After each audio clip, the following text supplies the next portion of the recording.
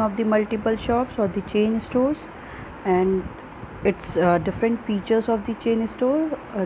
The first one is large size, second is specialized in one line, third one is centralized purchasing, fourth one is a decentralized sale, fifth one is quality, sixth is elimination of the middleman, seventh one is uniform prices, and the eighth one is cash sales. Okay, and next topic what we have studied is difference between the departmental stores and the chain stores.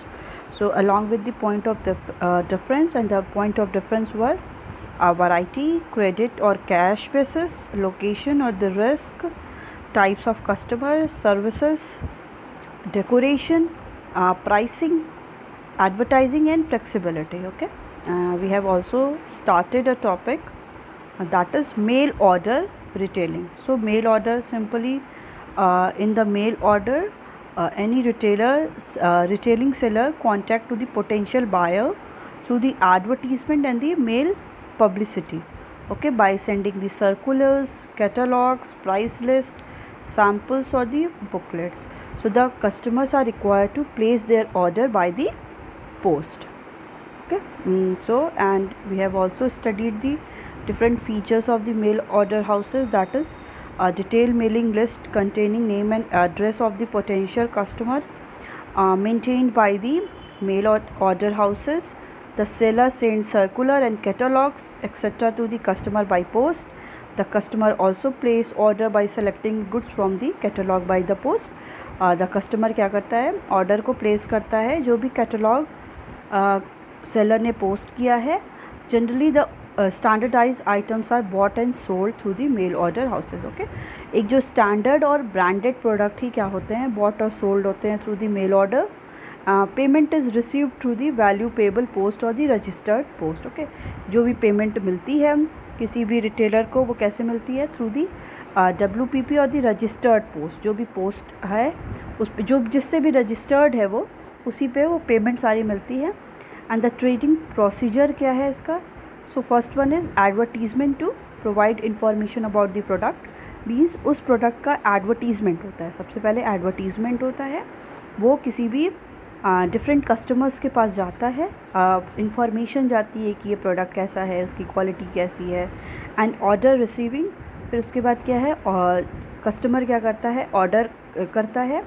फिर वो order receive किसके through होता है, seller के through. Seller उसको processing करता है, means उस गुड्स को डिलीवर करता है. And at the last, at the end the receive payment क्या होता है, पेमेंट रिसीव्ड हो जाता है. ओके, तो ये इसका प्रोसीजर है मेल ऑर्डर रिटेलिंग का. Next one is goods suitable for the mail order business. Okay, जो मेल ऑर्डर बिजनेस है उसमें कौन से ऐसे गुड्स हैं जो उसकी डिलीवरी और उसको बॉट एंड सोल्ड करना एक सूटेबल है for the mail order house business. Because हर प्रोडक्ट इसमें क्या है, सारे ही सोल्ड आउट नहीं होते हैं.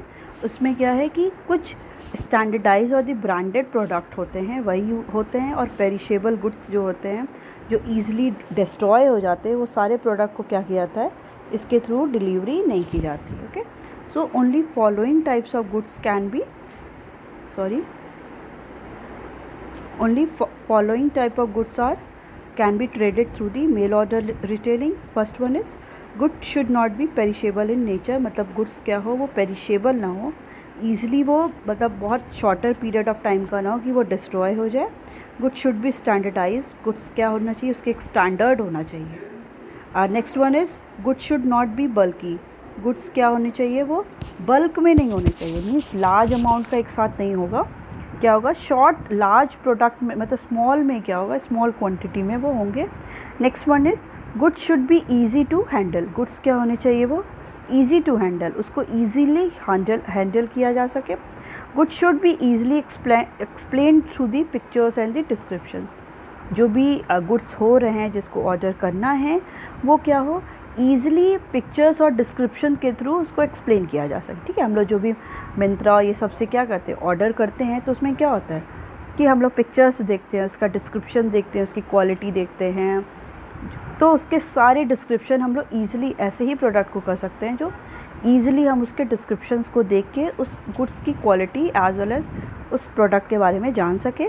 Goods should be branded, goods क्या होने चाहिए, वो ब्रांडेड होने चाहिए, ऐसे लोकल नहीं होने चाहिए, goods should be branded. Okay, so common goods sold through the mail order retailing are, जो कॉमनली गुड्स जो सोल्ड आउट होते हैं through the mail order retailing are the books होते हैं, आर्टिफिशियल जो इमिटेशन वाली ज्वेलरी होती है वो होती है, पेन्स होते हैं, टॉयज़ होते हैं, वॉचेस एक्सेट्रा। ओके, तो द मेल ऑर्डर बिजनेस के थ्रू यही सारे गुड्स क्या होते हैं, कॉमनली सोल्ड आउट होते हैं। Okay, so next one is in the large scale retailer में automatic vending machine.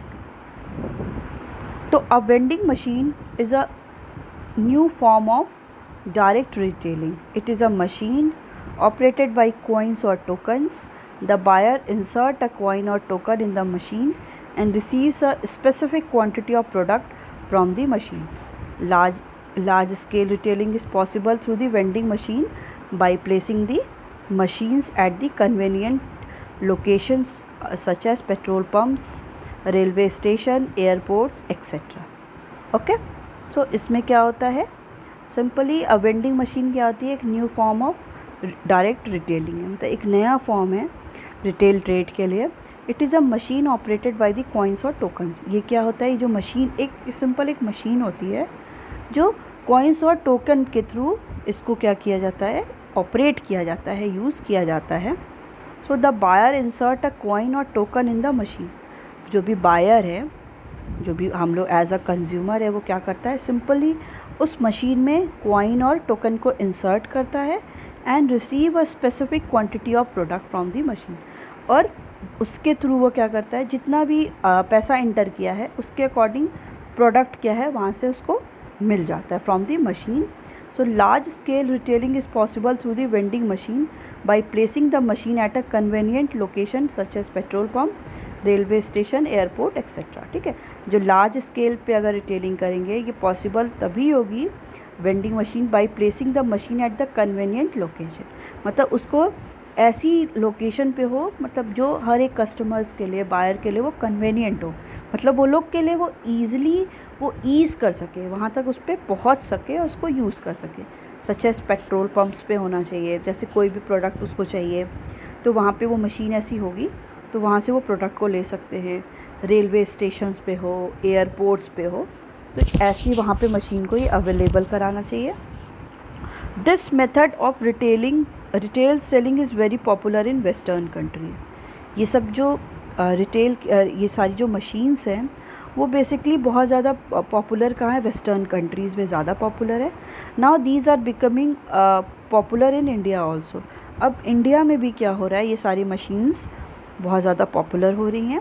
Vending machines are used to sell pre packed and low cost product of the mass consumption. ठीक है, इसमें क्या होता है, जो भी गुड्स वैसे होते हैं जो प्री पैक्ड है, मतलब पहले से वो ऑलरेडी पैक्ड है, ऐसा नहीं है कि वो खुले में मिल रहा हो कि जितना भी, तो पैक्ड होते हैं already and low cost product. और जो प्रोडक्ट होता है वो लो कॉस्ट का होता है ऑफ द मास कंजप्शन, मतलब टोटल मास जिसका कंजप्शन करना है उसका जितने भी प्रोडक्ट हैं उनके लो कॉस्ट के ही प्रोडक्ट उसमें ज़्यादातर मिलते हैं।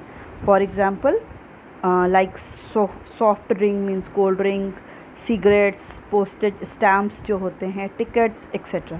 सो in Delhi now vending machines are installed at petrol pump, railway station for selling cold drink etcetera. Mother Dairy is selling milk through vending machines, ATM card machine are also very popular. ठीक है, दिल्ली में क्या है, ये सारी machines क्या हैं, बहुत ज़्यादा पॉपुलर हैं, पेट्रोल पंप पे हैं, रेलवे स्टेशन पे, for selling the cold drink. लोग बस जितने रुपीज़ की, अगर 20 रुपीज़ की है या 25 रुपीज़ की है, उसमें एंटर करेंगे कॉइन्स, तो या रुपीज़ एंटर करेंगे या उसके टोकन्स भी बनवा लिए जाते हैं, और टोकन पे करेंगे तो उनको वहाँ से कोल्ड ड्रिंक मिल जाएगा। और मदर डेयरी ऑल्सो क्या करिए, मिल्क प्रोवाइड करिए थ्रू इस वेंडिंग मशीन से। इस वेंडिंग मशीन से मदर डेयरी के थ्रू मिल्क भी प्रोवाइड होता है।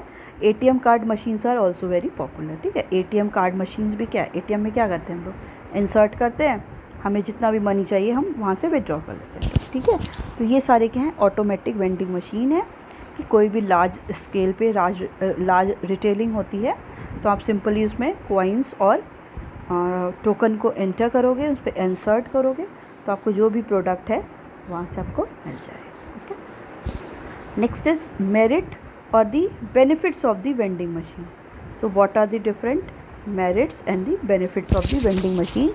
सो buying round the clock is possible, मतलब राउंड द क्लॉक मीन्स आप 24 आवर्स में कभी भी गुड्स को बाई कर सकते हो। ओके, जैसे अभी आपका होता है, हमने जो पढ़ा चेन स्टोर, डिपार्टमेंटल स्टोर, इसका क्या है, क्या ये आपको लगता है कि 24 आवर्स ओपन रहता है?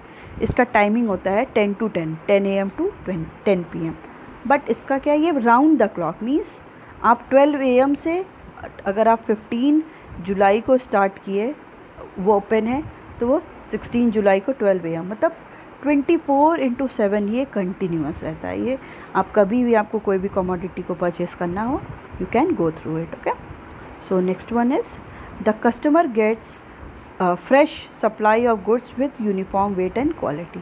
कस्टमर जो हैं वो फ्रेश, जो भी गुड्स हैं, सप्लाई ऑफ गुड्स, वो उनको फ्रेश मिलेगा with uniform weight and quality. उसका वेट भी ऐसा नहीं है कि वो उसके साथ कुछ मैनिपुलेट करेगा, as well as also with the quality.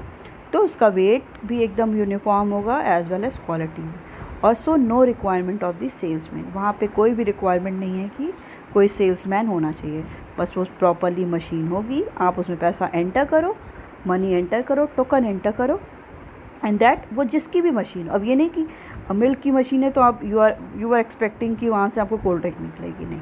वो क्या होगा, वहाँ से कोल्ड ड्रिंक है, सॉफ्ट ड्रिंक्स है, सिगरेट्स है, जो भी वहाँ पे आपको नीड हो, वहाँ पे आपको वहाँ से उसको विड्रॉ कर सकते हो। Okay, so some drawbacks of the vending machines are also there. So first one is initial investment to install the machine is quite high. ठीक है, इसका जो इन्वेस्टमेंट है, मतलब अगर इस मशीन को इंस्टॉल करना है तो ये बहुत ज़्यादा कॉस्टली है, मतलब हर एक कंट्री इसको बेयर मतलब नहीं कर सकती है, अफोर्ड नहीं कर सकती है सिंपली। सबके लिए क्या है, रीज़नेबल प्राइस का नहीं है। इनिशियली इसको इन्वेस्ट करना, मनी इन्वेस्ट करना for installing these machine are quite high. Okay, machines require regular repair and maintenance. अब एज़ यू ऑलरेडी नो कि कोई भी मशीन्स को हम ये सोचें कि वो कंटिन्यूसली हमेशा वैसे ही चलेगी, तो इट्स क्वाइट इम्पॉसिबल। उस कंडीशन पे क्या होता है कि उस मशीन्स को क्या है कि आप एक रेगुलर इंटरवल पे आपको क्या करना पड़ेगा, उसको रिपेयर और उसका मेंटेनेंस भी आपको कराना पड़ेगा।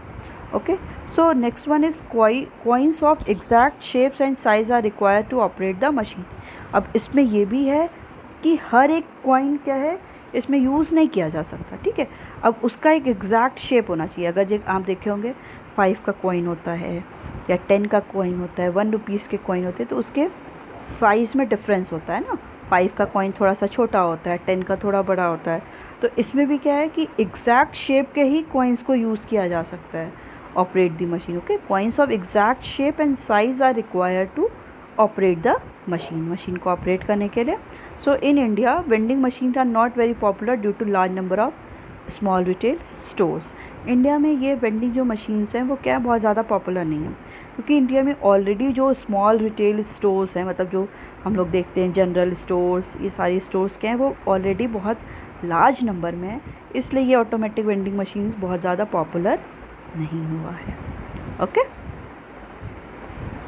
सो in this chapter you have the topic that is GST, goods and services tax, but as you already know that is there is deduction in the your syllabus which is done by the CBSE, so you have not to study that topic, that is goods and services tax. So the next topic is Chamber of Commerce and the Industry. Okay, so Chamber of first of all we should know what is Chamber of Commerce and Industry। ये है क्या, करता क्या है, तो इसके लिए पढ़ते हैं हम लोग। So chamber of commerce and industries are voluntary and non profit organisation. ठीक है, chamber of commerce and industries are voluntary and non profit making organisations for all type of business man operating in a particular territory for the for the protection of interest of the businessman in general and that territory in particular. In simple words, we can say a chamber of commerce is representative body of businessman. It represents the business community of a particular region irrespective of a particular industry or trade. The composition and formation of a chamber of commerce differ from country to country. In India, every major state had its own chamber of commerce. Example, Delhi Chamber of Commerce, Bengal Chamber of Commerce, Punjab Chamber of Commerce, etc. Many Chamber of Commerce are affiliated to the Federation of Indian Chambers of Commerce and Industry. This is called FICCI. Okay? तो क्या है ये? तो Chamber of Commerce and Industry are voluntary and non profit making organization. ये ऐसे organization है जो with own interest, अपने इंटरेस्ट के साथ, और नॉन प्रॉफिट मेकिंग ऑर्गेनाइजेशन है. इनका मेन मोटिव प्रॉफिट को मेक करना नहीं है. ये नॉन प्रॉफिट मेकिंग ऑर्गेनाइजेशन है for all type of businessman, for all type of जिस टाइप के बिजनेसमैन हो उनके लिए चैम्बर ऑफ कॉमर्स क्या है, एक voluntary means with own interest और नॉन प्रॉफिट मेकिंग ऑर्गेनाइजेशन है for all type of businessman operating in a particular territory. ठीक है, कहाँ पे वो ऑपरेट करें, किसी एक पर्टिकुलर टेरिटरी में जो ऑपरेट कर रहे हैं for the protection of interest of the businessman. ये बेसिकली काम क्यों करते हैं कि जो भी इंटरेस्ट है बिजनेसमैन का उसके इंटरेस्ट को प्रोटेक्ट करने के लिए in general and that territory in particular. ठीक है, जनरल वो क्या करते हैं, उन प्रोटेक्शन इंटरेस्ट जो है interest of the any businessman का वो प्रोटेक्ट करते हैं जनरली, और एज वेल एज जो टेरिटरी है उसका पर्टिकुलरली वो इंटरेस्ट प्रोटेक्ट करते हैं किसी भी बिजनेसमैन का. Okay, so in simple word we can say that a chamber of commerce is representative body of businessman. जो चैम्बर ऑफ कॉमर्स है वो क्या है, ये जो रिप्रेजेंटेटिव बॉडी है बिजनेस बॉडी को, बिजनेसमैन की को रिप्रेजेंटेटिव बॉडी, मतलब बिजनेसमैन को ये क्या करता है, रिप्रेजेंट करता है. ठीक है, एज अ बिजनेसमैन इसको ये क्या करता है, रिप्रेजेंट करता है. It represent the business community of a particular region. ये क्या रिप्रेजेंट करता है कि कोई भी बिजनेस कम्युनिटी किसी भी पर्टिकुलर रीजन की, मतलब अगर हम वाराणसी रीजन की ले लेते हैं तो उसकी जो भी बिज़नेस की कम्युनिटी है उसको रिप्रेजेंट करता है इररिस्पेक्टिव ऑफ पर्टिकुलर इंडस्ट्री और ट्रेड. मतलब इंडस्ट्री और ट्रेड के जगह पे वो क्या करता है कि एक बिज़नेस कम्युनिटी को रिप्रेजेंट करता है, पूरे इंडस्ट्री और ट्रेड को ना करके एक बिज़नेस कम्युनिटी को रिप्रेजेंट करता है. The composition and the formation of a chamber of commerce different from country to country. ये जो कैसे ये कंपोज होगा, कैसे इसका फॉर्मेशन होगा, इसका बनना कैसे होगा चैम्बर ऑफ कॉमर्स का, ये differ from the country to country भी है, ये डिफ़र करता है.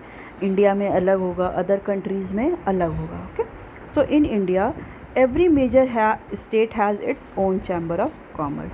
ओके, इंडिया में हर एक जो मेजर स्टेट्स हैं, हर एक स्टेट का अपना एक चैम्बर ऑफ कॉमर्स है. फॉर एग्जांपल दिल्ली का अपना चैम्बर कॉमर्स है.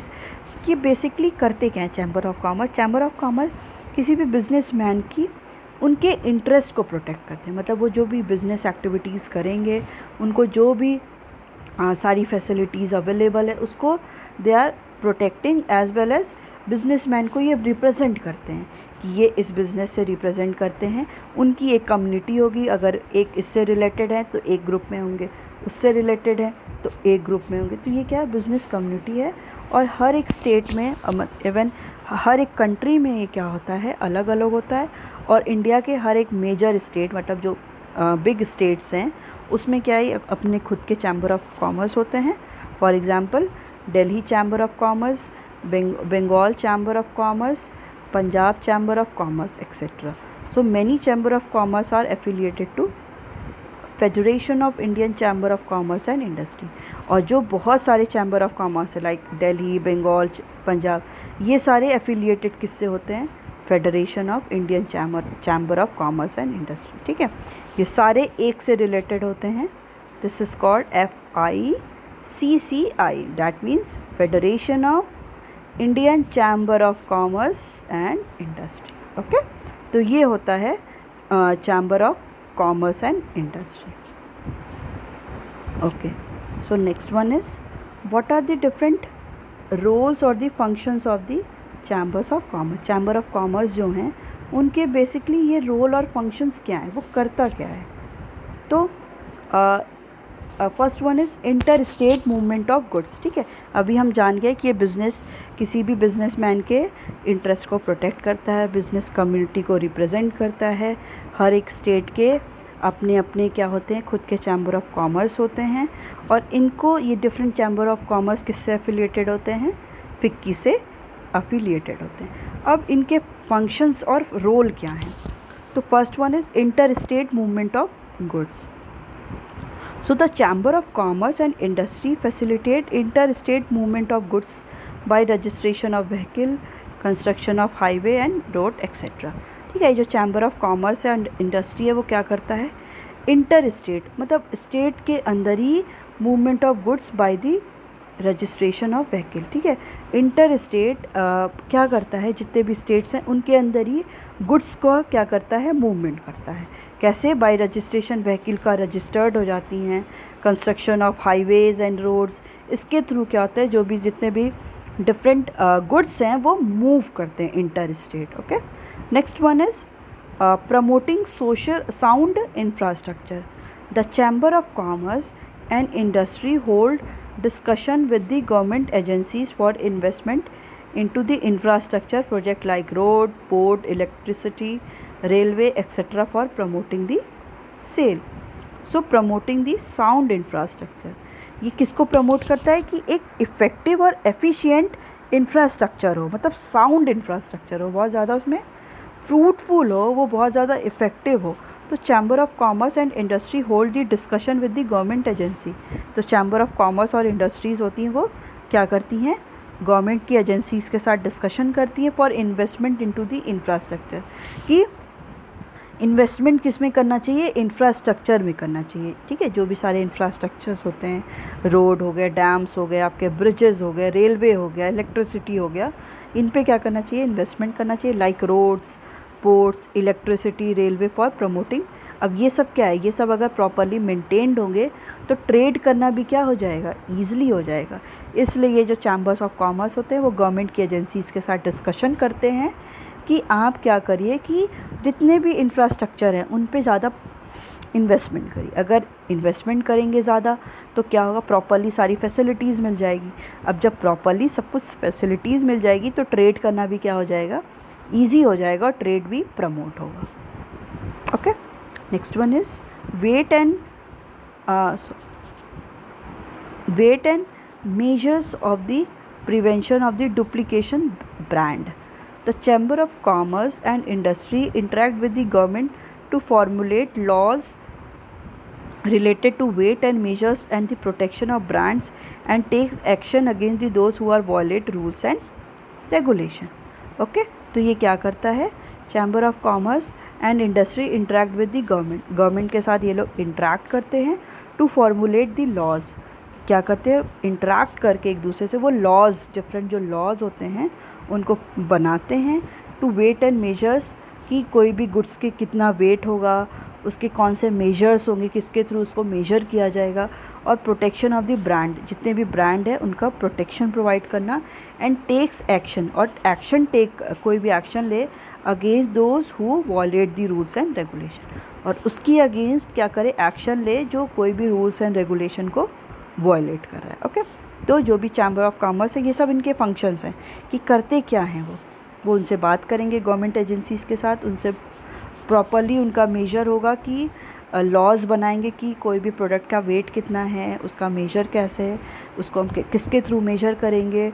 प्रोटेक्शन, जो भी ब्रांड है उसको कोई और डुप्लीकेट न बना दे, उसका डुप्लीकेशन ना हो जाए, तो उस ब्रांड को भी प्रोटेक्शन प्रोवाइड करेंगे. एज वेल एज़ कोई भी अगर रूल्स को और रेगुलेशंस को वॉयलेट करता है तो उसके अगेंस्ट कोई भी एक्शन ले लेने के लिए वो chamber of commerce different government agency से डिस्कस करते हैं. Next one is labour legislation. Okay, so labour legislation. The Chamber of Commerce and Industry and the government are constantly interacting on the issues like labor laws, retrenchment policies, etc. ठीक है, जो chamber of commerce और industries होते हैं वो और government वो क्या करते हैं, कॉन्ट्रैक्ट कंटिन्यूसली एक दूसरे के साथ कॉन्ट्रैक्ट करते रहते हैं, कॉन्टैक्ट में रहते हैं, वो लोग इंटरेक्ट करते हैं एक दूसरे के साथ for the issues like the labour laws, कि लेबर जो हैं उनके लिए कौन से ऐसे लॉज बनाए गए मिनिमम वेज प्रोवाइड करने के, जो भी कितने आवर्स उनको काम करना है, ये सारे laws as well as retrenchment policies की, मतलब कोई भी वर्कर को अगर वर्क कर रहा है उसको अगर विथड्रॉ करना है उस जॉब से तो उससे रिलेटेड कौन सी पॉलिसीज़ है। तो इन सारों से रिलेटेड जो chamber of commerce and industries हैं वो गवर्नमेंट के साथ कॉन्स्टेंटली क्या करते हैं, इंटरेक्ट करते हैं, डिफरेंट जो भी इश्यूज़ है उस पर वो डिस्कशन भी करते हैं। Next one is harmonisation of the tax structure. So the harmonization of the tax structure deals with the Chamber of Commerce and Industries play an important role in interact with the government to harmonize goods and services tax structure and in the different states and the uniform GST rates across the state as per the are important for the promoting the balance in trade। ठीक है, जो chamber of commerce होते हैं वो क्या करते हैं और इंडस्ट्री क्या करती है, बहुत इंपॉर्टेंट रोल प्ले करती है in the with the interacting in the government के साथ इंटरेक्ट करके टू हार्मोनाइज जो भी गुड्स एंड सर्विसेज टैक्स होते हैं वो क्या करते हैं, किसी भी गुड्स पे ये इम्पोज होते हैं और डिफरेंट स्टेट में कैसे वो सारे टैक्स इम्पोज हो रहे हैं और वो टैक्स क्या होने चाहिए, यूनिफॉर्म होने चाहिए, मीन्स सेम होने चाहिए। इट डजेंट मीन कि यूपी में अलग हो और मुंबई में अलग हो, तो वो सारा जो जीएसटी रेट हो वो भी क्या हो, सेम हो across the state are important for promoting the balance in trade. अगर टैक्स में क्या होगा, थोड़ा सा भी डिफरेंस होगा तो बहुत सारे ऐसे भी स्टेट होंगे जो प्रमोट नहीं होंगे कि वो ट्रेड करेंगे। अगर टैक्स जो वो पे कर रहे हैं इट विल बी अगर बैलेंस, तो बैलेंस होगा तो ये ट्रेड भी क्या होगा, वो बैलेंस पे होगा। Next one is octroi and the toll tax. Octroi tax is applicable in the Maharashtra and Gujarat. ठीक है, ये टैक्स क्या होता है, महाराष्ट्र और गुजरात में ही लगता है। जैसे कोई भी गाड़ी वो व्हीकल होती है वो एंट्री करती है किसी और इंटर स्टेट या किसी भी स्टेट में किसी भी रीजन में, तो क्या होता है उसमें एक टोल टैक्स हम लोग पे करते हैं ना, वही होता है। तो ऑक्ट्रॉय क्या होता है, बेसिकली महाराष्ट्र और गुजरात में ये ज़्यादा फेमस है। और टोल टैक्स जो हम लोग किसी भी रीजन में भी जाते हैं तो हमको कुछ पेमेंट करता है, या स्टेट चेंज होता है तो हमको कुछ टैक्स पे करना पड़ता है। तो however after the induction of the GST in the Indian economy, जब से ये जीएसटी इंडक्ट हो गया मींस इंट्रोड्यूस हो गया इंडियन इकॉनमी में, all the taxes that were levied before the were taken off that included octroi, VAT, sales tax etcetera. ठीक है, जब से जीएसटी आ गया उसके बाद ये जो सारे टैक्सेस थे ऑक्ट्रॉय, वैट, सेल्स टैक्स, वो सारे क्या हो गए, एक साथ मर्ज हो गए। पहले क्या होते थे, अलग अलग ये सारे टैक्स को पे करना पड़ता था। बट इट ऑल्सो डिपेंड्स कि अदर स्टेट्स होते हैं वो अभी भी कुछ ये ऑक्ट्रॉय और टोल टैक्स लेते ही हैं। Next one is labour legislation. The chamber of commerce intervene with the government in the formulation of the labour laws. ठीक है, जो चैम्बर ऑफ कॉमर्स है वो क्या करता है, इंटरवेंशन करता है उनके साथ, गवर्नमेंट के साथ, कि इंक्लूड होता है इनके साथ इन the formulation of the labour law. जो भी लेबर लॉज बन रहे हैं, जो भी वेज के एक्ट हैं कि कितना मिनिमम वेज प्रोवाइड करना चाहिए, कॉम्पनसेशन एक्ट कि अगर कोई भी वर्कर काम कर रहा है उसके साथ कुछ अगर मतलब अनवांटेड थिंग हो गई तो उसको कुछ कॉम्पनसेशन देना चाहिए, रिट्रेंचमेंट एक्ट की अगर कोई वर्कर को विथड्रॉ करना है उससे रिलेटेड कौन से एक्ट होंगे, etcetera. Because satisfied labour contributes effective in running industry. Because देखिए मेन मोटिव क्या है, अगर कोई लेबर सेटिस्फाइड है तो वो बिज़नेस में भी इफ़ेक्टिवली काम करेगा। If worker is not satisfied कि अगर उसको प्रॉपरली वेज नहीं मिले, उसके लॉज, उसके जो डिफरेंट लॉज बनाए गए उसको लेबर को प्रोटेक्शन नहीं मिले, अगर कल उसके साथ कुछ अगेंस्ट में कुछ हो जाए तो उसको अगर कोई प्रोटेक्शन नहीं मिलेगी तो वो प्रॉपरली काम नहीं करेगा। बट अगर ये सारे एक्ट बनाए जाएंगे, प्रॉपरली लॉज बनाए जाएंगे, कल उसके साथ कुछ अगेंस्ट होता है तो गवर्नमेंट क्या करेगी, इंटरवेंशन करेगी, गवर्नमेंट इंटरवेन करेगी और उसके जितने भी एक्ट के थ्रू उसको प्रोटेक्ट करेगी। तो लेबर विल ऑल्सो भी सेटिस्फाइड, लेबर भी क्या होंगे, वो सेटिस्फाइड होंगे और ज़्यादा ही कॉन्फिडेंटली और मोटिवेट होके वो काम करेंगे। Okay, next one is marketing of agro product and the related issue. So streamlining of the local subsidies and marketing policies of the organization selling agro products are some of the areas where Chamber of Commerce and Industry can really intervene and interact with the concerned agencies like farming cooperatives. ठीक है. Streamlining means क्या होता है कि making more efficient and effective. Streamlining mean कि किसी चीज़ को और ज़्यादा effective as well as efficient बनाना. ऑफ दी लोकल सब्सिडीज़, जो भी लोकल सब्सिडीज़ मिल रही है, मीन्स हेल्प मिल रही है, financial assistance, and the marketing policy of the organization selling agro product. मतलब और जो भी पॉलिसीज़ बन रही है, marketing policies of the selling agro product, जो भी एग्रीकल्चर से रिलेटेड प्रोडक्ट है, are some of the areas where chamber of commerce and industry can really intervene. वो सारे ऐसे एरिया हैं जहाँ पे ये chamber of commerce and the industries क्या करती है, रियली इंटरवेन करती हैं. मतलब उनका इंटरफेरेंस होता है and interact with the concern agencies. और कुछ कंसर्न एजेंसीज़ के साथ वो इंटरेक्ट करती हैं like farming cooperative. Farming cooperative means कि the number of people working together for the their farming product, कि वो एक साथ क्या करते हैं, फार्मिंग प्रोडक्ट को प्रोड्यूस करते हैं and then they will sold out the other government और the other intermediaries. For that they will earn more and more profit. तो ये सब क्या है, ये बेसिकली कुछ ऐसे भी चैम्बर ऑफ कॉमर्स इंटरवेन करते हैं और अदर एजेंसीज़ के साथ वो उनका एक इंटरेक्शन भी होता है. Okay, so it's all about your today's class. We will continue further in the next class. Thank you.